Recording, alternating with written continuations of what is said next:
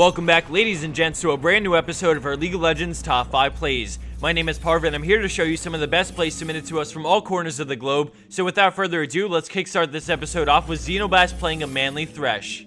At the start, we see the enemy Jarvan coming up the brush as Xeno winds up his hook and reels him in, but his AD carries behind on gear, so they try and disengage. Jarvan EQs knocking them both up, but an excellent double play grants us some distance, and then the shield from the Lantern absorbs just enough to keep him alive as Thresh exhausts Jarvan and turns the heat, getting him extremely low thanks to the tower. Thresh then follows through and grabs the kill on Jarvan, and then doesn't stop there as he gets on Misfortune, using Flay to keep her away from the brush. Out of nowhere, he turns with his Q, pulling her away and then opting to go man mode, diving in as Hecarim abandons the kill on Ezreal to help out Misfortune, but it's too late as the red buff infused Thresh gets the double. After some cutting back on Hecarim and a shield to absorb some damage, Thresh guarantees his safety with a flash, which also buys time for Ezreal to get a piece of the pie. So which one was the AD carry?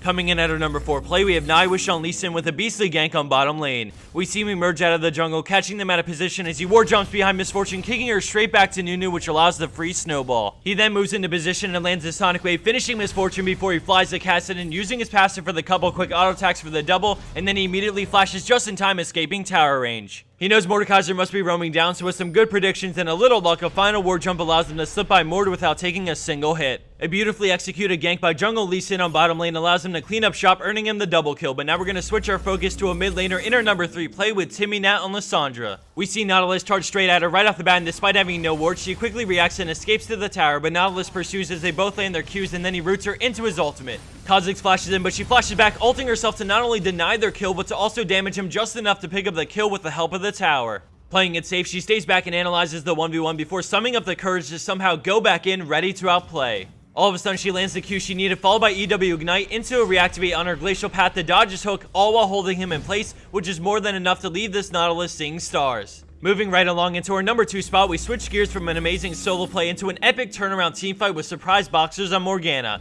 We start right into the action where Jarvan catches Kha'Zix with no leap up, so he EQs in and the fight begins. He lands a great Cataclysm on 3 members of her team as we see Ezreal start to wind up True Shot Barrage, and at this point, things are a disaster. Sona is moving in for a crescendo follow-up stun, and then the damage from Ezreal and TF will obliterate their team, so they quickly react. Zyra and Gangplank both land amazing ults, and to put the cherry on top, Morgana flashes into the center, hitting every single one of them with a devastating Soul Shackles. And just like that, the tables have turned. The CC chain from the Zyra ultimate knockup into the Soul Shackles slow and stun and all, while Gangplank's ultimate beats away at them, completely turns this fight 180 degrees in the favor of blue team, resulting in a 4-for-1.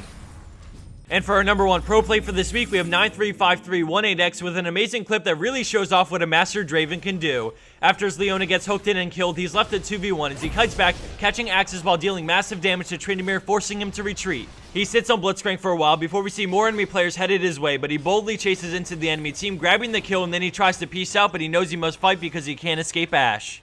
He waits for his Q to come up before turning around on Tryndamere, getting the double as he catches the axe and fights it out with Barrier, making sure to catch every axe so that he packs a bigger punch and can keep his W up. At this point, I ask myself, how?